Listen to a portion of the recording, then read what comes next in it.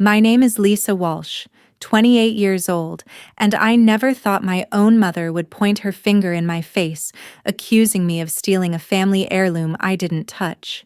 The worst part? My parents chose to believe my older sister over every shred of evidence I had. It was a Sunday evening in Springfield, Missouri. Our family gathered for what I thought was a routine dinner. The table was set, the smell of roast chicken in the air, but the mood shifted fast. My mother stood up, her eyes locked on me, and dropped a bombshell. "Lisa, we know you sold your grandmother's diamond necklace. Where's the $50,000? I froze, fork halfway to my mouth. The accusation hit like a slap. "What is this, Mom? I didn't sell anything." My voice cracked, but nobody seemed to care. My father leaned forward, his jaw tight. "Don't lie to us. We have proof." Proof. My stomach churned as my sister, sitting across from me, avoided my gaze. She'd always been the golden child, the one they trusted without question. And now they were pointing fingers at me, their youngest daughter, based on some so-called evidence I hadn't even seen. The room felt smaller as my mother pulled out a pawnshop receipt, waving it like a weapon. "Your signature, Lisa. Right here. You sold it 3 months ago." My hands shook as I grabbed the paper. The signature looked like mine, but I'd never set foot in that pawn shop. "This isn't me. I didn't do this," I pleaded, looking from my mother to my father, hoping for a flicker of doubt. Instead, my father's voice boomed. "You've got 1 week to return the money, or you're no longer welcome here." My sister stayed silent, her expression unreadable, but I caught a glint of something, guilt maybe, in her eyes. I stood, legs unsteady, the weight of their distrust crushing me. My entire family had already decided I was guilty, no questions asked. They'd chosen my sister, the one who'd always gotten away with everything, over me. As I grabbed my purse, I made a promise to myself I'd find the truth no matter what it took. That night, I walked out of my parents' house not just hurt, but determined to prove them wrong. If you've ever been blamed for something you didn't do, drop a comment below with where you're watching from. Hit that subscribe button if you want to know how I uncovered the truth. Trust me, you won't believe what I found. The drive home from my parents' house that Sunday night left me reeling. My mother's accusation, my father's ultimatum, and my sister's silence burned in my mind. I wasn't just hurt, I was furious. How could my own family think I'd steal my grandmother's diamond necklace, a family heirloom worth $50,000? As I pulled into my apartment in Springfield, Missouri, I replayed the dinner, searching for clues. Something wasn't right, and I was determined to figure out what. Our family runs a small real estate business, Walsh Properties, handling rentals and home sales in the Springfield area. My father, Thomas Walsh, started it 20 years ago, pouring every ounce of energy into making it a success. He's the kind of man who believes hard work defines you, and he's never let us forget it. My mother, Helen, keeps the books, her sharp eye catching every detail except, apparently, whatever led to this mess. I work there too, managing client contracts and showings, always the one to pick up the slack when things get hectic. It's not glamorous, but it's steady, and I've always taken pride in contributing to the family legacy. My older sister, Claire Walsh, is a different story. She's 3 years older, a marketing coordinator for a local firm, always dressed in clothes that scream money she shouldn't have. Claire's got this charm that makes people gravitate toward her, especially our parents. Growing up, she could talk her way out of anything, a missed curfew, a bad decision, while I was held to a higher standard. If I forgot to file a contract, my father would lecture me for an hour. Claire. She'd get a pat on the head and a try harder next time. It wasn't that they didn't love me, but their trust in Claire always felt unconditional, while mine had to be earned. The necklace at the center of this storm was our grandmother's, a stunning piece with a diamond pendant passed down for generations. My mother kept it locked in a safe at the office, only taking it out for special occasions. It wasn't just jewelry, it was our family's history meant to be preserved. When my mother first noticed it missing 2 months ago, she didn't tell me right away. I only found out during a staff meeting at Walsh Properties, when she mentioned it casually, like it was no big deal. It's probably misplaced, she said, but her eyes lingered on me a little too long. I brushed it off, assuming it would turn up. I never imagined it would lead to that dinner where my family turned on me. A week after the necklace went missing, I overheard my parents talking in the office. My father was pacing, his voice low but tense. "We need to figure this out, Helen. That necklace is worth $50,000. My mother nodded, her face pale. I checked the safe myself, it's gone. I stepped in, offering to help search, but my father waved me off. "We'll handle it, Lisa." His tone was sharp, like I was intruding. I didn't think much of it then, but looking back, that was the first sign something was wrong. Things escalated at the next family meeting a week before that disastrous dinner. We were in the office conference room going over quarterly numbers when my mother brought up the necklace again. "Someone took it," she said, her voice flat, staring straight at me. My heart sank. "Mom, why are you looking at me like that? I didn't take it." Claire, sitting at the far end of the table, chimed in, her tone too smooth. "Nobody's accusing you, Lisa, but you're always in the office late. Maybe you saw something." Her words sounded innocent, but the way she tilted her head, avoiding my eyes, set off alarms in my head. I pushed back, my voice steady despite the knot in my stomach. "I'm in the office late because I'm finishing work. You don't bother with Claire." My father cut me off. "Enough, Lisa. Stop deflecting." Deflecting, I was dumbfounded. The meeting ended with my parents exchanging glances, and Claire offering a sympathetic smile that didn't reach her eyes. I left feeling like an outsider in my own family, the weight of their suspicion pressing down on me. Over the next few days, I noticed small things. Claire was suddenly wearing a new watch, one that looked far too expensive for her salary. She'd been taking weekend trips, Chicago, Nashville, posting photos of fancy dinners on social media. I didn't want to believe she had anything to do with the necklace, but her behavior didn't add up. My parents, meanwhile, grew colder. My mother stopped asking me to help with the books, something I'd done for years. My father barely spoke to me unless it was about work. It was like they'd already decided I was guilty, and Claire's silence at that dinner only confirmed it. I couldn't shake the image of my mother waving that pawn shop receipt, claiming my signature was on it. If I didn't sell the necklace, someone else did, and they went to great lengths to make it look like me. My sister's evasive glance at dinner kept replaying in my mind. Why wouldn't she look at me? Why didn't she defend me? I'd always been the one to clean up her messes, from covering her shifts at the office to lending her money when she overspent. And now, when I needed her to have my back, she stayed quiet. By the time I got home that night, my shock had turned into resolve. I wasn't going to let my family write me off as a thief. I'd spent years proving my loyalty, working late, double-checking contracts, keeping Walsh Properties running smoothly. If they thought I'd just accept their accusations, they were wrong.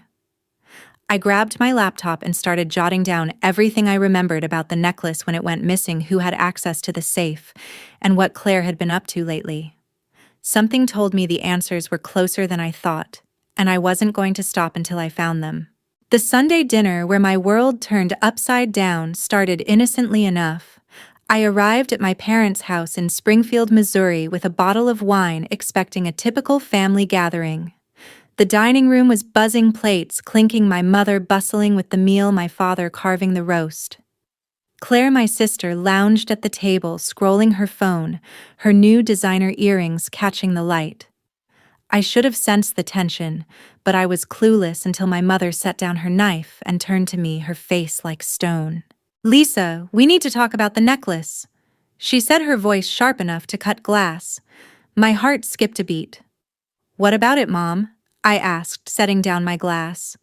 She reached into her pocket, pulled out a folded pawn shop receipt, and slid it across the table. "This. Your signature selling your grandmother's diamond necklace for $50,000. The words hit me like a punch. My eyes darted to the receipt, the name Lisa Walsh scrawled in ink that mimicked my handwriting. "This isn't mine," I said, my voice shaking. "I didn't sell anything." My father's chair scraped back, his eyes narrow. Don't play dumb, Lisa. We know it was you. I looked at him stunned. Dad, I'm telling you, I didn't do this. My plea fell flat. Claire, still glued to her phone, finally glanced up, her expression cool. Come on, Lisa, you've been stressed lately, working late, always at the office. It's not a stretch. Her words were smooth, calculated, and they lit a fire in me. Stressed, I'm at the office because I'm keeping the business running. Claire, something you barely bother with. My mother's hand slammed on the table, silencing us. Enough excuses, Lisa. That necklace was your grandmother's legacy and you sold it like it was nothing. Where's the money? I stared at her, my chest tight. Mom, I swear I didn't take it. That's not my signature. I grabbed the receipt again, studying the loops and curves. It was close to my writing, too close, but the slant was off the L too sharp. Someone had forged it and they'd done a good job. My father stood, his voice low but menacing. You've got 1 week to return the $50,000, Lisa, or you're out of this family. The ultimatum landed like a weight on my shoulders. I turned to Claire, desperate for backup. You know me, Claire. You know I wouldn't do this. Say something. She shrugged, her eyes flickering with something, guilt maybe, or satisfaction. I don't know, Lisa. The evidence is right there. Her betrayal stung worse than my parents' accusations. They'd always believed her over me, but this was a new low. I scanned the room, searching for any hint of doubt in their faces. My mother's lips were pressed thin, her conviction unshakable. My father wouldn't even meet my eyes. Claire leaned back, crossing her arms, her silence louder than any words. The realization hit me hard. My family had already convicted me. They'd chosen Claire, the sister who could do no wrong, over me, the one who'd spent years proving my loyalty. My hands trembled as I pushed back my chair. I didn't take the necklace. I said, my voice steady despite the tears burning my eyes. And I'm going to prove it. My mother scoffed. Prove it. The receipt has your name, Lisa. Stop lying. I grabbed my purse, my heart pounding. I'm not lying, Mom. Someone set me up and I'll find out who. My father pointed at the door. 1 week, Lisa. Return the money or don't come back. Claire said nothing, her gaze fixed on the table, but I caught that same flicker in her eyes, something she wasn't saying. I stormed out, the slam of the door echoing behind me. The drive to my apartment was a blur, my mind racing. That receipt wasn't just a mistake, it was deliberate.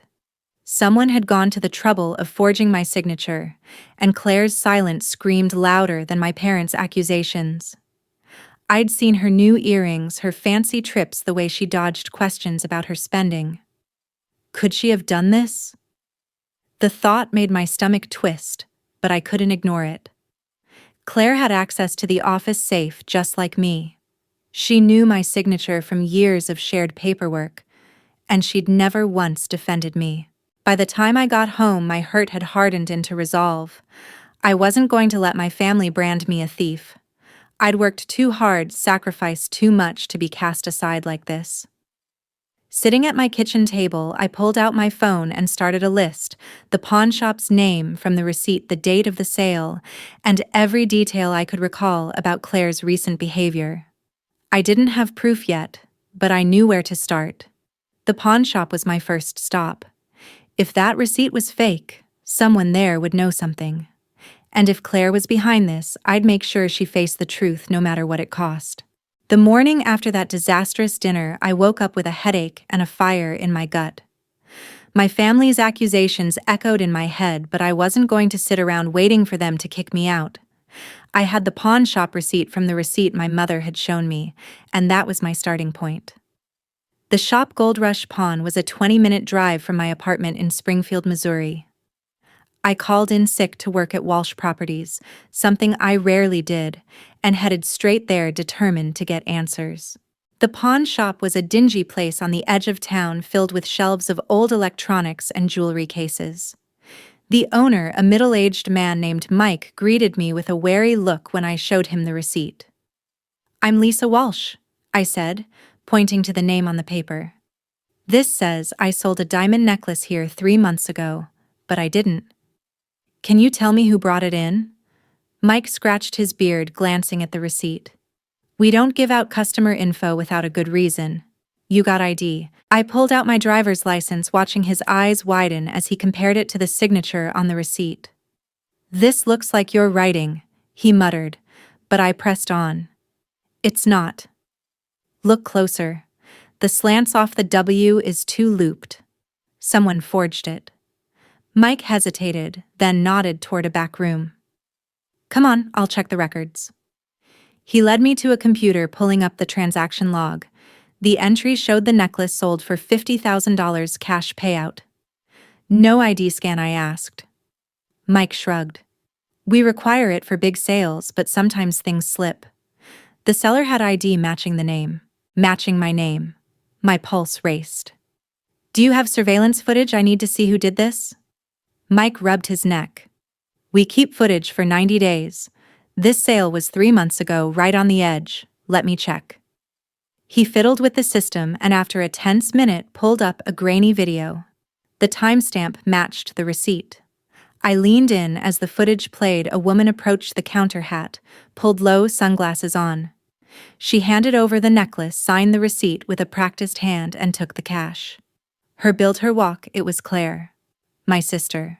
I felt sick, my hands clenching the counter. That's not me, I whispered.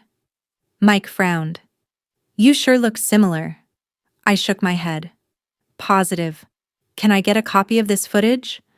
He agreed, burning it to a USB drive. If this is deception, you should report it, he said. I nodded, but I wasn't ready for police yet. This was family business and I needed more proof before confronting them. On the drive home, I called my friend Tara Larson, who works at a jewelry store downtown. We've known each other since college, and she's always been the one I turn to for straight talk.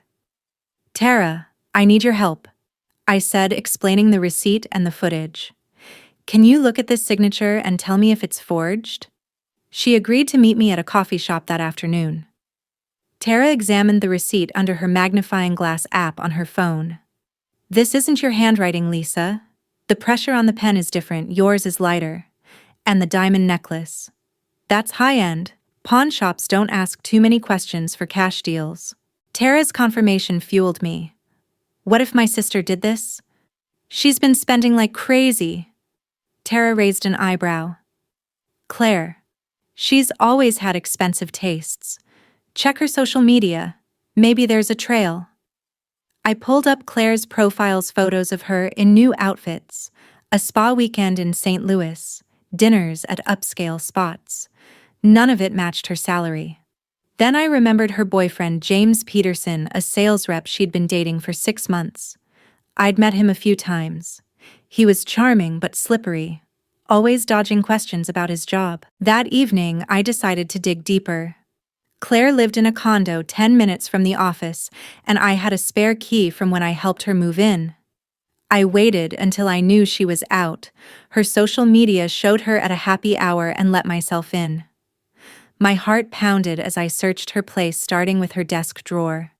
Bills piled up, credit card statements with balances in the thousands, overdue notices from luxury stores, overspending big time. Then I found a folder labeled office stuff, inside practice sheets of my signature, page after page of loops and slants, getting closer to perfect. The evidence was damning, but I needed more. In her nightstand, I discovered a notebook with notes. Pawn shop cash, only use hat and glasses. My blood ran cold. Claire had planned this. I snapped photos with my phone, my hand steady despite the rage building inside.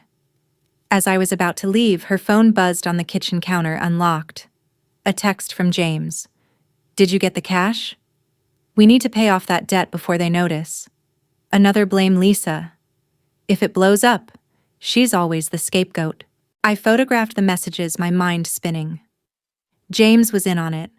They'd sold the necklace to cover their debts from lavish spending and framed me because they knew my parents would believe Claire over me. I slipped out before she returned, driving home in a daze. The pieces fit: Claire's access to the safe, her financial troubles, the forged signature.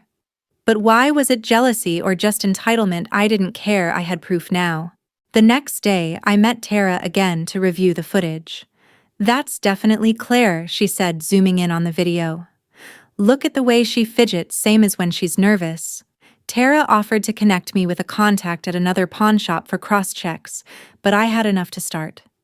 My family had turned their backs on me, but this evidence would force them to see the truth. I wasn't done yet. Claire's condo search had given me leads on James, and I planned to follow them. No more being the scapegoat. I was going to expose this deception step by step. With the footage, forged signature practice sheets, and text messages in hand, I couldn't wait any longer. Claire's betrayal stared back at me from my phone screen, and I needed answers. The next afternoon, I drove to her condo, my heart racing but my resolve steel.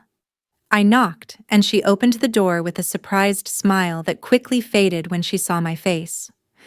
"Lisa, what are you doing here?" she asked, stepping aside to let me in.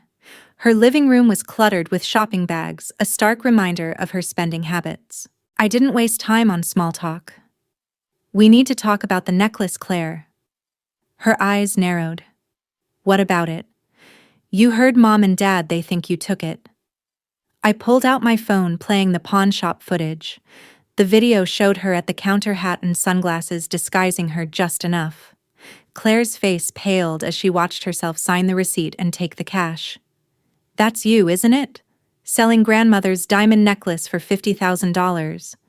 She grabbed the phone, pausing the video. "How did you get this?" "From the pawn shop," I said, my voice steady. "And this?" I showed her photos of the signature practice sheets from her drawer. "You forged my name, Claire. You set me up." She sank onto the couch, her hands shaking. "Lisa, you don't understand. I didn't mean for it to go this far." I crossed my arms, not buying it. "Then explain. Why steal from the family safe? Why blame me?" Claire looked away, her voice low. "James and I got into debt. Credit cards, trips, stuff we couldn't afford. The necklace was easy cash. I thought I could replace it before anyone noticed." Easy cash. I felt a surge of anger. "You sold our grandmother's legacy to cover your overspending and let Mom and Dad think I did it." Claire met my eyes, tears forming. "They always believe me, Lisa. If they knew it was me, they'd be disappointed. But you, they expect less from you." Her words cut deep, confirming the favoritism I'd always suspected. "Expect less. I've been holding the business together while you play around." I hit record on my phone, discreetly capturing every word. Claire wiped her eyes. "It's not like that. Mom knew I was struggling. She even lent me money a few times. But this debt was bigger. James said we could pin it on you if things went wrong. You're always the responsible one. They'd buy it." Mom knew. My stomach twisted. "Mom lent you money and said nothing when they accused me." Claire nodded. "She didn't want Dad to know. He's hard on me too, but Mom covers for me. Always has." The revelation hit hard. My mother had protected Claire while letting me take the fall. I paced the room, piecing it together. "So you and James planned this? The hat, the glasses, the forged signature, all to frame me?" Claire stood, her voice defensive. "It wasn't a frame at first. We needed the money fast. When Mom noticed the necklace missing, James suggested letting them think it was you. You handle the office keys." It made sense. "Made sense." I showed her the text photos. "Like this: blame Lisa. If it blows up, she's always the scapegoat." Claire's face crumpled. "James wrote that. He's gone now, left when the debt collectors called. I'm alone in this." Alone? She dragged our family into it. "You're not sorry, are you? You just regret getting caught." Claire shook her head. "I am sorry, Lisa. But what was I supposed to do? Ask you for help? You'd judge me like always?" Her tone shifted to accusation, turning the tables. "You think you're perfect, working late, kissing up to Dad. Maybe if you weren't so self-righteous, I wouldn't have to hide things." I stopped recording, my anger boiling. "Hide things? You stole from us, and Mom covered for you." Claire's tears dried up fast. Mom understands pressure. She knows how Dad favors you for being the hard worker. I had to do something. Favors me. The lie was laughable. Dad favors you, Claire. Always has. That's why they believed you over me without question. She shrugged. Whatever. What are you going to do now? Tell them I pocketed my phone. Yes. With everything I have, the footage, the signatures, your confession. Claire's eyes widened. You recorded me. That's low, Lisa. Low, after what she'd done, I headed for the door. Not as low as framing your own sister. Claire grabbed my arm. Wait. Don't tell them yet. I'll pay it back. Sell some stuff, get a loan. I shook her off. Too late. You let them call me a thief. You watched them threaten to disown me. Her plea turned desperate. Please, Lisa, we're family. Family. The word stung. Family doesn't do this. I left her calls echoing behind me. Driving away, I replayed the recording. Claire's admission, her lack of remorse. Mom's secret help, it all fit. My sister wasn't just in debt, she was entitled used to being shielded. James had enabled her, but she'd chosen this path. The confession gave me leverage, but the hurt ran deep. How could Mom know and say nothing? I needed to confront her too, but first I had to build my case airtight. Claire's words about Mom lending money gnawed at me, proof of favoritism that explained everything. Back home, I transferred the recording to my laptop, backing up the files. The evidence was solid footage of Claire at the pawn shop, practice signatures, matching the receipt texts plotting to blame me. I even cross-checked the dates Claire's spa trip lined up with the sale. Tara texted me later confirming a contact who could analyze the forgery digitally. This is Big Lisa, she wrote. Be careful. Careful, I was past that. My family had chosen sides without facts. Now I'd force them to face reality. No more secrets. The truth would hurt, but lying had hurt more. 2 days after confronting Claire, I knew I had to face my parents. The evidence was airtight: pawnshop footage, forged signature sheets, Claire's recorded confession text messages plotting to frame me. I called ahead to make sure they'd be home, and that Claire would be there too. I needed everyone in the room, no more secrets. Driving to their house in Springfield, Missouri, I gripped the steering wheel, my heart heavy, but my mind clear. This wasn't just about clearing my name anymore. It was about exposing the truth they'd all ignored. My father opened the door, his face a mix of wariness and irritation. Lisa, you got the money? He asked, his tone gruff. I shook my head, stepping inside. No, Dad. I've got something better, the truth. My mother was in the living room, sitting in her usual armchair, looking tired.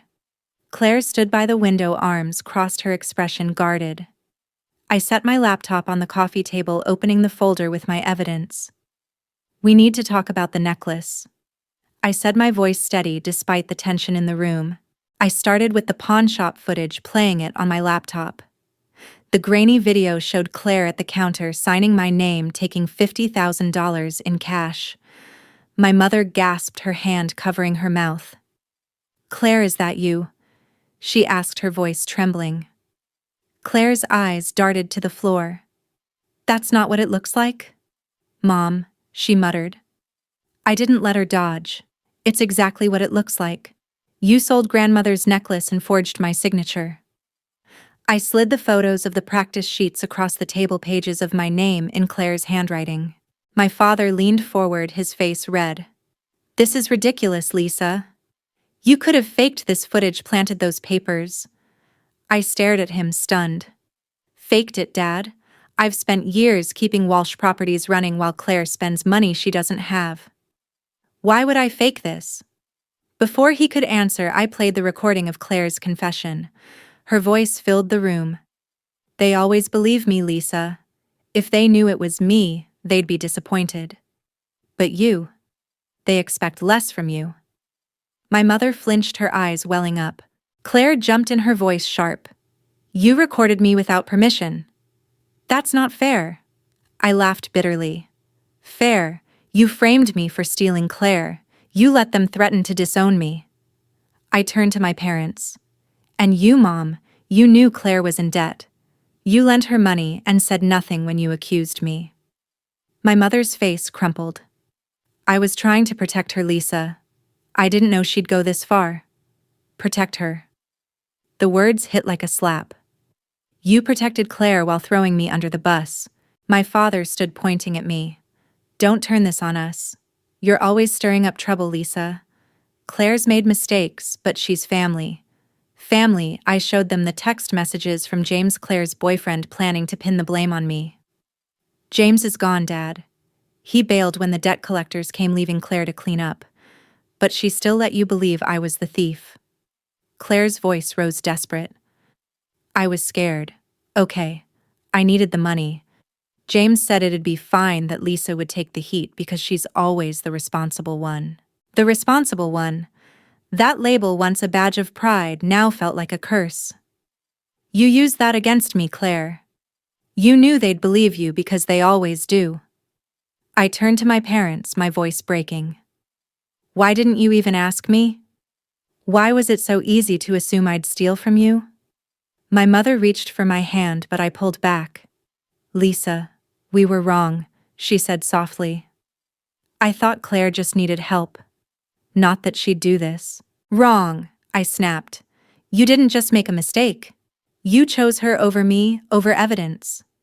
My father's jaw tightened. Claire's not perfect, but she wouldn't do this on purpose. Maybe James pushed her. Claire nodded eagerly. Exactly, Dad. James was the one who suggested it. I was going to pay it back. Pay it back. I couldn't believe her nerve. You sold our grandmother's legacy for spa trips and designer bags, Claire. And you're still making excuses. The room fell silent, the weight of the truth settling in. My mother's eyes were wet, but my father's face stayed hard. We'll figure this out as a family, he said. Claire will make it right. I shook my head, my chest tight. No, Dad. You don't get it. You've always picked Claire, even now when the proof is right here. I pointed to the laptop, the photos, the recording. I spent days proving my innocence, and you still can't admit you were wrong about me. Claire's voice turned pleading. Lisa, please. I'll sell everything, my clothes, my car. Just don't take this further. Further. She still thought she could talk her way out. You don't get to decide that, Claire. You let them call me a thief. You let them threaten to cut me off. My mother's voice broke. Lisa, we're sorry. Can't we fix this? Fix it.